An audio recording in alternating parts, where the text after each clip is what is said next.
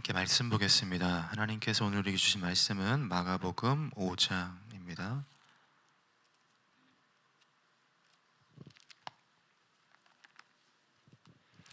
마가복음 5장 34절, 36절 우리 한 절씩 우리 함께 합독하겠습니다. 마가복음 5장 34절 우리 먼저 함께 읽겠습니다. 시작. 예수께서 이르시되 딸아 내 믿음이 너를 구원하였으니 평안히 가라 내 병에서 놓여 건강할지어다. 우리 36절도 함께 읽겠습니다. 예수께서 그 하는 말을 곁에서 들으시고 회당장에게 이르시되 두려워하지 말고 믿기만 하라 하시고. 아멘. 하루하루 말씀을 묵상하다 보면 개인적으로 주시는 은혜가 참 많습니다. 이를 이제 짧은 설교 안에 담아낼 수 없는 것이 개인적으로 좀 힘들기도 하지만 저에게 주시는 특별한 선물이 있다고 생각하면 그것도 참 감사한 것 같습니다. 원래는 이제 야이로와 혈루병 여인의 이야기를 이제 마무리하려고 했는데 말씀을 정리하면서 한 번 더 나누면 좋겠다는 마음을 주님이 주셨습니다. 그래서 그 은혜를 오늘 좀 풀어보고자 합니다. 우리가 읽은 마가복음 전체가 이제 5장 21절부터 43절까지 되었는데 두 인물과 예수님 사이에 일어난 사건을 기록하고 있습니다. 제가 말씀을 계속 이렇게 읽으면서 독특한 점 하나를 발견하게 됐는데 예수님이 야이로에게 그리고 혈루병 여인에게 단 한마디씩만 하셨습니다. 그리고 그 말씀하신 내용이 동일한 주제를 담고 있다는 것입니다. 먼저 예수님께서 야이로에게 이렇게 이야기하시죠. 36절 말씀 보시면 예수께서 그 하는 말을 곁에서 들으시고 회당장에게 이르시되 두려워하지 말고 믿기만 하라 하고 말씀하십니다. 그리고 예수님께서 혈루병 여인에게 34절 말씀 보시면 딸아 내 믿음이 너를 구원하였으니 평안히 가라 내 병에서 놓여 건강할지어다. 예수님께서 야이로에게도 그리고 혈루병 여인에게도 하신 말씀은 믿음에 관해서죠. 이는 본문 전체에서 두 인물과 예수님 사이의 가교 역할을 하는 것이 믿음이라는 것입니다. 우리가 교회에서 많이 쓰는 용어 중 하나가 아마 믿음일 것입니다. 그런데 우리는 과연 믿음을 바로 이해하고 있을까요? 만약에 여러분의 자녀 혹은 손주들 혹은 친구가 믿음이 뭐예요? 라고 물어보면 뭐라고 대답하시겠습니까? 참 우리가 믿음 얘기를 하지만 저도 그렇지만 이 정의를 내리는 게 참 어렵습니다. 왜냐하면 성경에서 믿음을 논할 때 거의 기능적으로 설명을 하거든요. 구원에 대한, 은혜에 대한, 또 하나님의 행적에 대한. 그래서 그 정의가 참 어려운데 이게 왜 중요하냐면 우리가 믿음을 잘 모르는데 믿음 생활을 한다? 이 문제죠. 내가 믿음을 이해하지 못하는데 내가 믿는 것처럼 열심히 한다? 이는 마치 운전대가 없는 자동차를 가지고 과속을 하는 것과 같습니다. 내가 어디로 가는지 어떤 방향으로 가는지도 모르고 그냥 열심을 내는 것이죠. 그러므로 우리는 믿음을 바로 알아야 합니다. 그래서 오늘 우리 말씀을 통해 성경적 믿음이 무엇인지를 좀 탐구해 보려고 합니다. 오늘 읽은 말씀 34절과 36절에 나오는 이 믿음이라는 단어, 헬라어의 명사형은 피스티스라는 단어입니다. 얘는 믿음, 확신, 신뢰라는 뜻을 가지고 있어요. 이것이 당시 고대 사회, 고대 그리스에서 이제 사용되었던 단어인데 고대 그리스의 시인이자 작가인 소포클레스가 트로이 전쟁에 대한 이야기를 연극으로 썼는데 거기에 이런 대사가 나옵니다. 나는 그의 피스티스를 믿을 수 없다. 여기서 피스티스는 의리, 우정, 깊은 관계를 나타냅니다.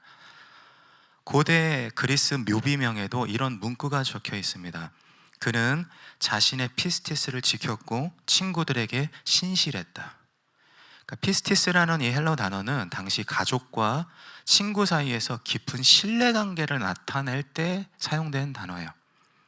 따라서 예수님이 야이로와 혈루병 여인에게 말씀하신 믿음은 관계적입니다. C.S. 루이스의 에세이 중 믿음의 고집에 대하여라는 글에 보면 루이스가 먼저 존재론적 믿음을 말합니다. 그러니까 신이 있냐 없냐를 논하는 것이죠. 보통 교회를 다니지 않는 분들이 우리를 향하여, 교회를 향하여 하나님이 계시면 증거를 대봐, 이게 존재론적 믿음입니다. 근데 여기 하나를 더해서 루이스는 또 다른 믿음을 언급하는데 그것이 관계론적 믿음입니다. 보통 우리가 가족을 생각하면 좀 이해가 될 것 같습니다. 나는 아버지를 믿어 라고 하는 말은 아버지가 존재하냐 이런 뜻이 아니라 내가 아버지를 좋아하고 신뢰하고 의지한다는 말입니다. 성경에서 믿음은 논할 때 후자를 얘기를 합니다. 거의 대부분이요.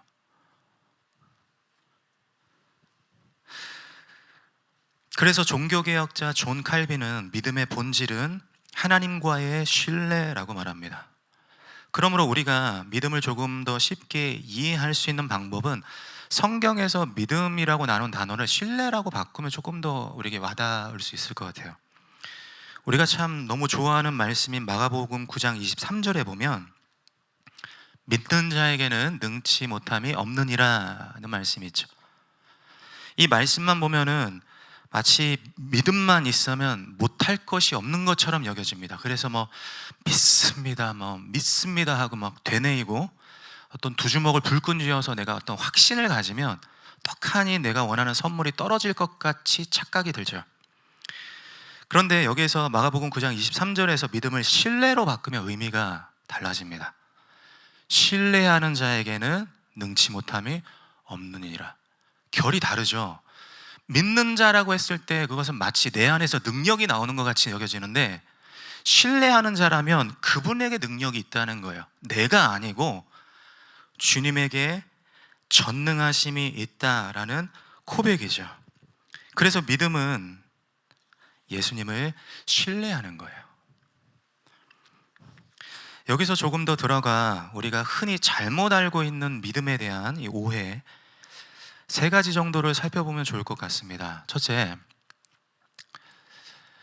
믿음은 단순히 지식을 쌓는 것이 아닙니다. 믿음을 성경에 대한 정보를 인식하는 것으로 받아들이면 성경을 얼마나 많이 알고 있는지, 교리와 신학을 파악하고 있는지가 신앙의 수준이라고 생각하게 되죠. 이에 대해 저명한 복음주의 신학자인 제임스 패커가 쓴 하나님을 아는 지식이 우리에게 도움을 줍니다. 제임스 패커는 그가 쓴 책에서 하나님에 대해서 아는 지식과 하나님을 아는 지식을 구분합니다.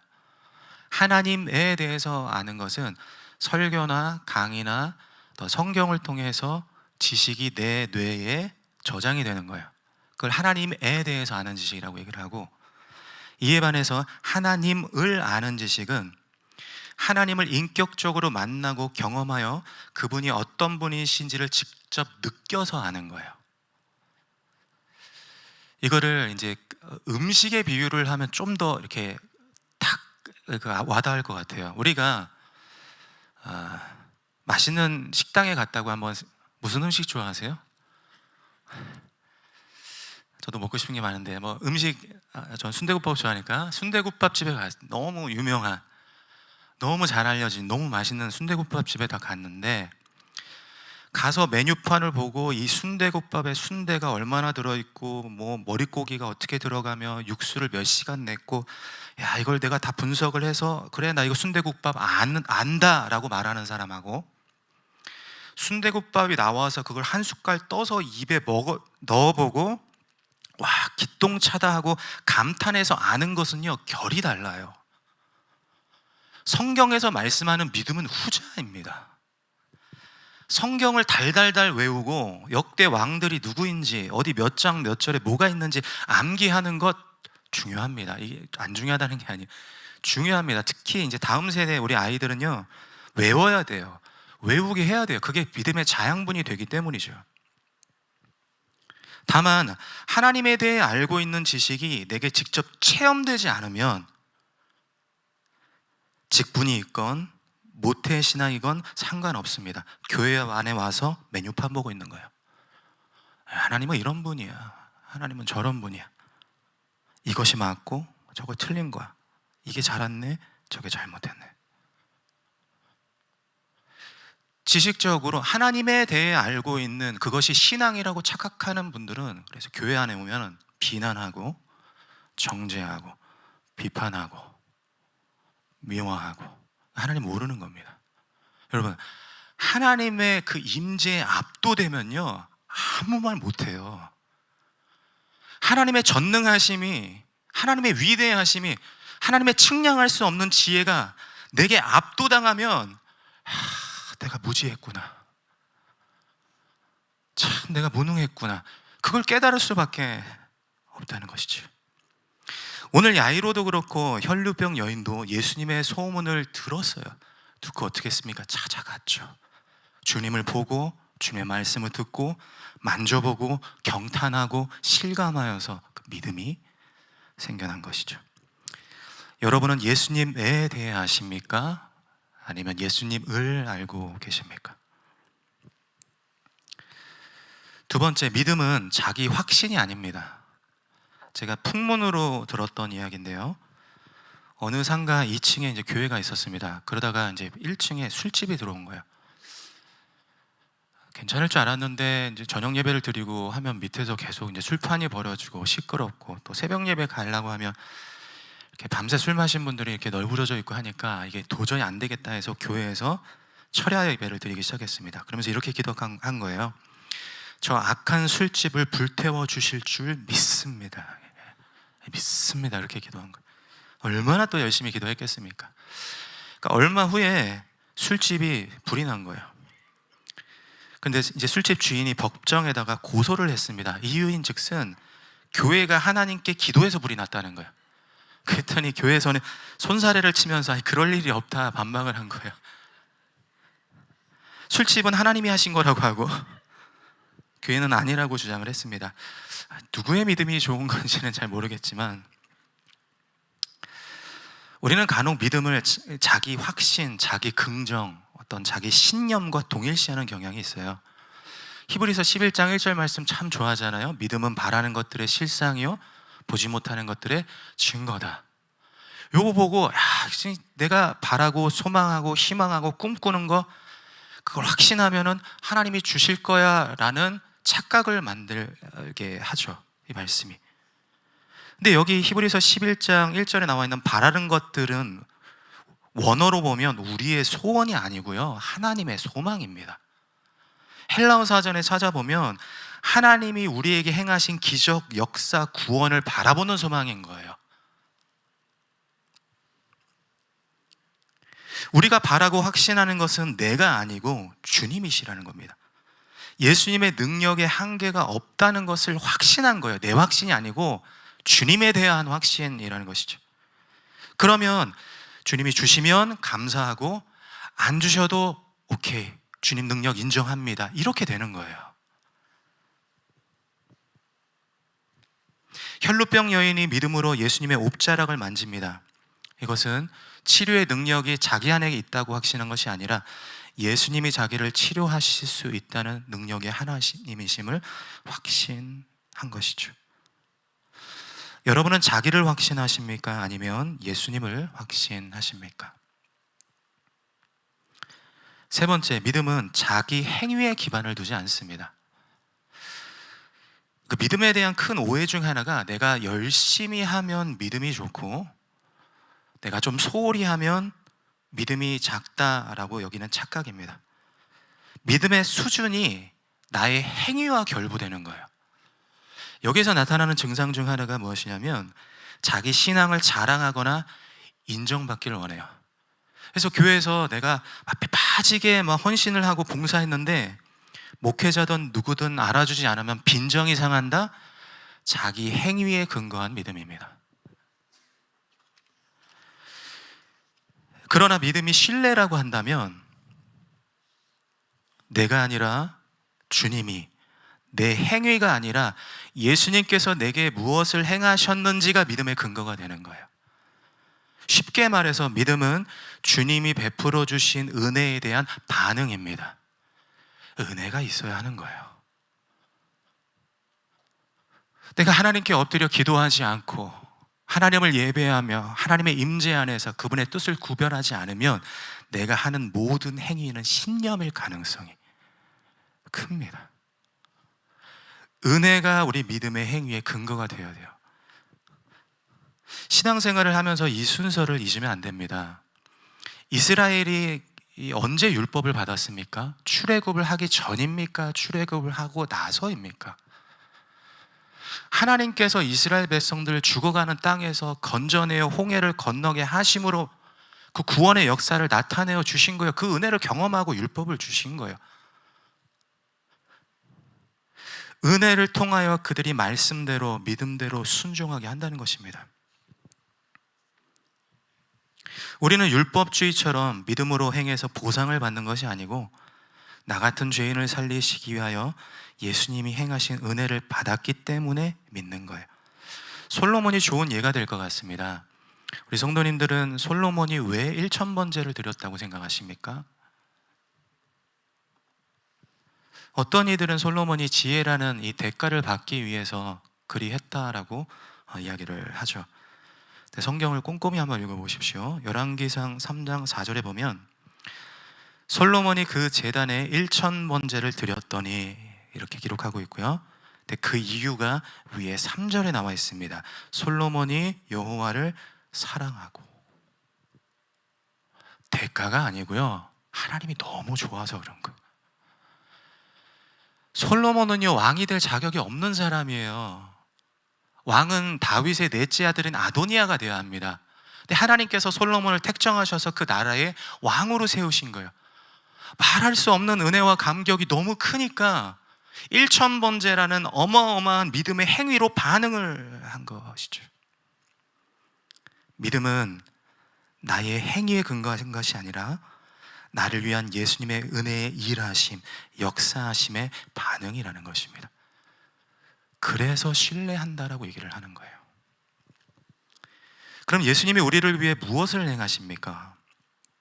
우리가 신뢰할 만한 주님은 어떤 분이십니까? 본문을 통해 세 가지를 좀 나누려고 합니다. 첫째는 예수님은 누구든지 받아주십니다.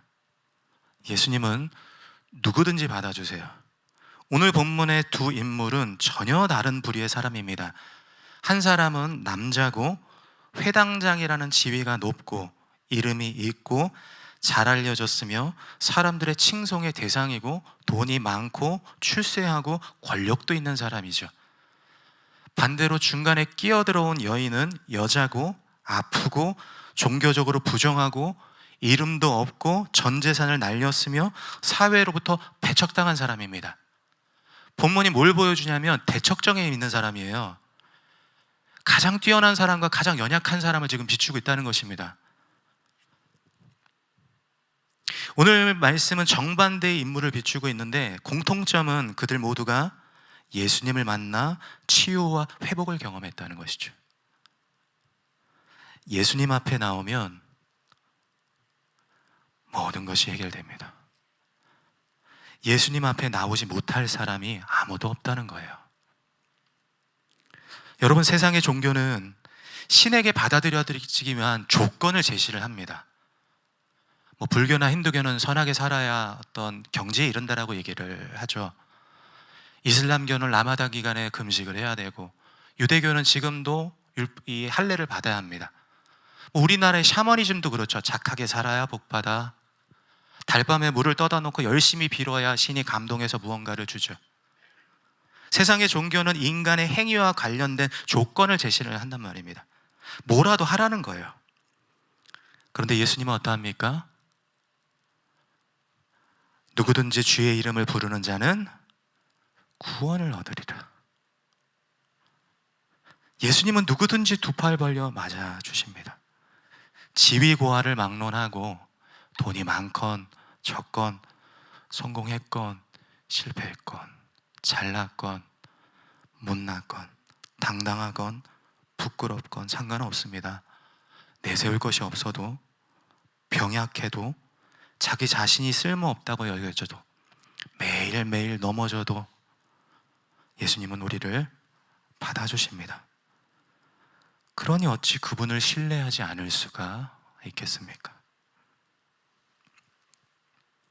두 번째, 예수님은 믿으라고 강요하지 않으시고 먼저 위로하십니다. 우리가 율법적 신앙, 즉 자기 행위에 기반을 두고 믿음 생활을 하다 보면요, 하나님이 무서워요. 그러니까 내가 잘할 때는 뭐 이렇게 좋을 수 있지만 조금 소홀하고 예배도 좀 잘 못 드리고 그러면 마치 하나님이 심판하실 것 같은, 내치실 것 같은 그런 기분을 갖게 되죠. 그럼 오늘 예수님을 보십시오. 야이로가 예수님을 모시고 집으로 가다가 혈루병 여인이 중간에 끼어들어 오죠. 그때 딸의 비보 소식을 듣습니다. 다 무너지죠. 여러분, 이런 상황에 안 무너질 사람이 어디 있습니까? 믿음이 있건 없건 상관없습니다. 절망적인 상황이죠. 그때 예수님께서 야이로에게 뭐라고 하십니까? 야, 너 왜 믿음이 그거밖에 안 돼? 라고 질책하십니까? 그냥 믿어 라고 예수님께서 강제하십니까? 예수님께서 36절에 이렇게 말씀하시죠. 순서를 보십시오. 두려워하지 말고 믿기만 하라. 뭘 먼저 말씀하셨습니까? 두려워하지 말아라. 우리가 믿어도 불안하고 두려울 수 있습니다. 초조하고 우울할 수도 있어요. 아, 내가 또 이러네 라고 신앙이 흔들릴 수도 있습니다. 괜찮아요. 그럴 수 있어요. 그때 주님이 여러분에게 말씀하십니다. 그 음성 듣기를 소망합니다. 두려워하지 말라. 혈루병 여인도 보십시오. 혈루병 여인은 어떠합니까? 이 여인이 예수님의 뒤에서 옷자락에 손을 대죠. 부정한 사람이 만진 거예요. 만약입니다. 오해하실까봐. 만약에 제가 무좀이 있는데, 만약입니다. 제가 양말을 벗고 제 발을 여러분의 몸에 막 비빈다고 한번 생각해 보세요. 지금 깜짝 놀라신. 막 경멸한 눈으로, 지금도 경멸한 눈으로 쳐다보시는데 더럽잖아요. 지금 혈루병 여인이 뒤에 가서 예수님의 옷자락을 만졌을 때 예수님은 어떻게 반응하셔야 되냐면 더러워하셔야 되는 거예요. 저리 가라고 하셔야 되는 거예요. 너 때문에 내가 부정하게 되었다라고 얘기를 하시는 거예요. 그렇게 하셔야 됩니다. 근데 예수님께서 여인에게 하신 첫 마디가 뭡니까? 34절에 따라하죠.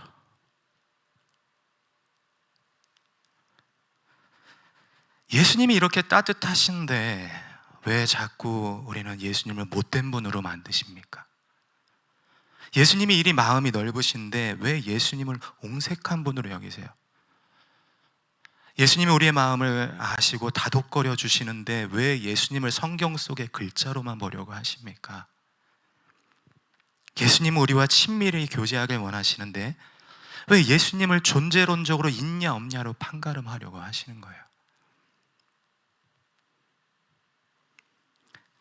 예수님은 우리에게 믿으라고 윽박지르지 않으십니다. 단지 보여주시는 거예요. 예수님이 우리를 얼마나 생각하시는지. 어찌 그분을 신뢰하지 않을 수 있겠습니까? 세 번째, 예수님은 이르심으로 주십니다. 36절에 예수님께서 야이로에게 두려워하지 말고 믿어라고 하십니다. 그리고서 이제 예수님이 만약에 믿어라고 말씀하시고 아무것도 안 하신다면 예수님은 세상의 종교와 다를 바가 없는 분이에요. 그런데 예수님께서 말씀하신 후 그 믿음의 근거가 되는 행동을 보여주십니다.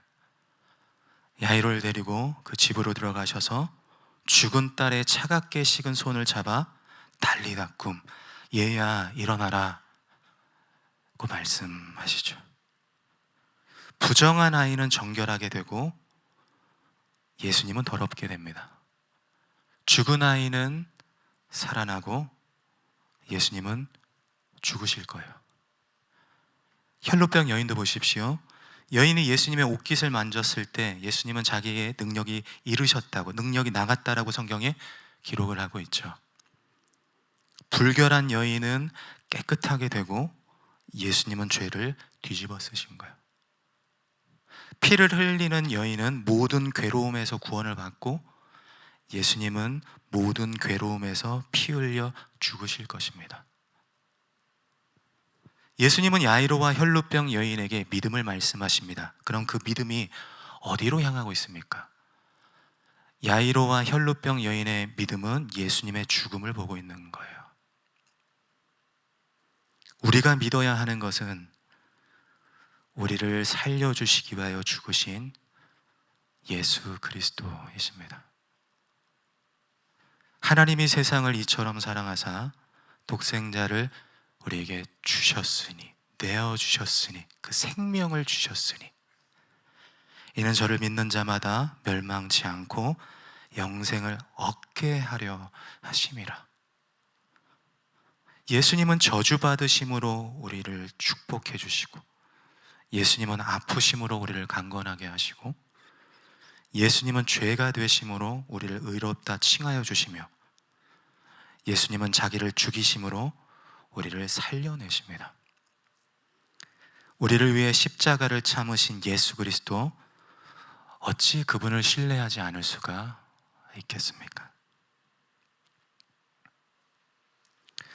저는 사춘기 시절부터 교회에 대한 회의감이 많이 들었습니다.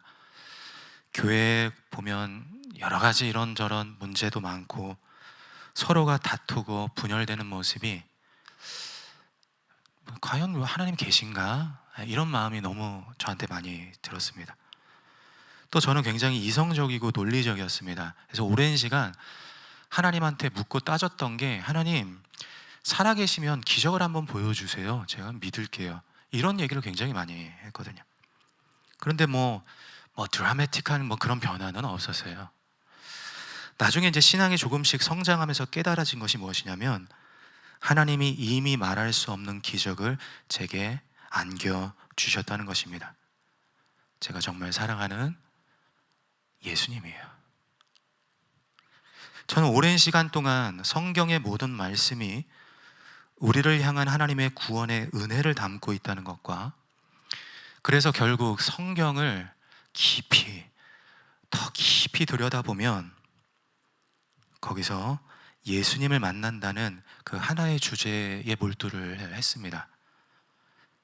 이 과정이 되게 힘들고 육신적으로 정신적으로 아프고 그랬는데, 말씀을 계속 연구하고 묵상하면 할수록 예수님께서 저에게 얼마나 섬세하게 다가와 만져주시는지, 실족한 마음을 다독여 주시고 위로하시고 두려워하지 말라라고 말씀하시며, 모든 시련이 더 이상 문제가 되지 않게 믿음을 주시는 예수님으로 인하여 많이 울었습니다. 지금도 그렇지만 저에게 믿음은 예수님이에요. 예수님이 저의 믿음의 근거가 되시고, 예수님이 저의 믿음의 올바른 방향이 되시며, 예수님이 저의 믿음의 마침표가 되시는 거예요. 우리 사랑하는 성도님들, 예수 믿으십시오. 예수님을 신뢰하십시오.